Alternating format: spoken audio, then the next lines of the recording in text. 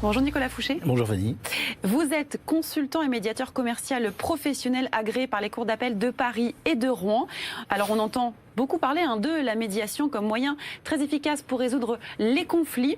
En quoi consiste précisément votre métier de médiateur commercial? Alors la médiation, Fanny, en réalité, c'est un outil de gestion des crises et des conflits de l'entreprise.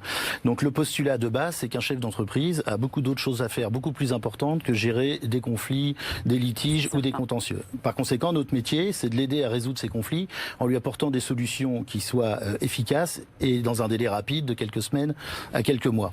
Alors comment? En ayant recours à un médiateur qui est en fait une personne tierce, indépendante, neutre et indépendante de l'entreprise, impartiale, et qui va mettre en place un processus structuré de négociation de manière à amener la partie adverse et les deux parties en conflit à trouver un accord. Donc on intervient, nous, médiateurs, soit totalement comme médiateur, soit comme accompagnant quand on est contacté par une entreprise qui souhaite traiter de cette manière-là son contentieux. Très concrètement, l'entreprise nous appelle, soit directement, soit son dirigeant. Nous prenons contact avec la partie adverse et nous mettons en place un calendrier de réunions et de négociations. Et pourquoi la médiation est-elle un moyen efficace de résoudre les conflits, qu'ils soient internes ou externes à l'entreprise? Et également, à contrario, quelques inconvénients peut-être.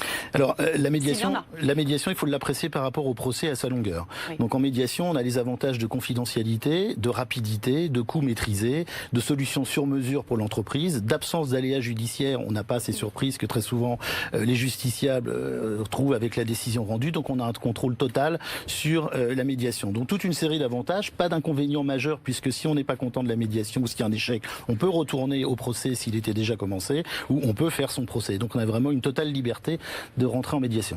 Et quel type de conflits traitez-vous pour les entreprises? Alors, je vous ai fait un petit peu une liste non exhaustive. Nous avons par exemple les conflits d'associés, la sous-traitance, les marchés de travaux, tout ce qui concerne les ruptures brutales de relations commerciales, les problèmes de garantie de passifs, d'impayés, de vices cachés, les problèmes de distribution, de cautionnement, de garantie, les clauses déséquilibrées dans les contrats, mais aussi on peut discuter d'indemnisation d'un préjudice, de fixation d'une indemnité d'éviction dans un bail commercial et de plus en plus fréquemment de négociations, de discussions avec le Trésor public et avec l'URSSAF. Donc un panel extrêmement large d'interventions pour la médiation. Okay. Et vous intervenez également lors de conflits internes à l'entreprise?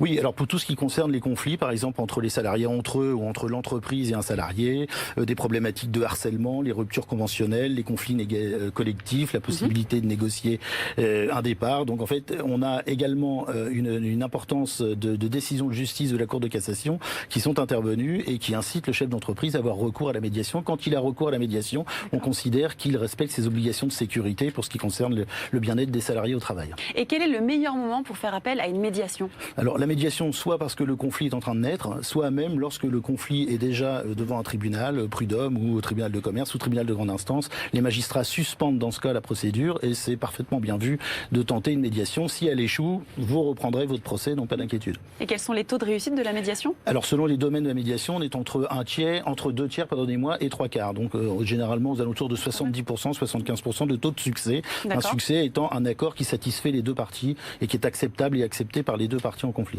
Et avez-vous un profil type de client?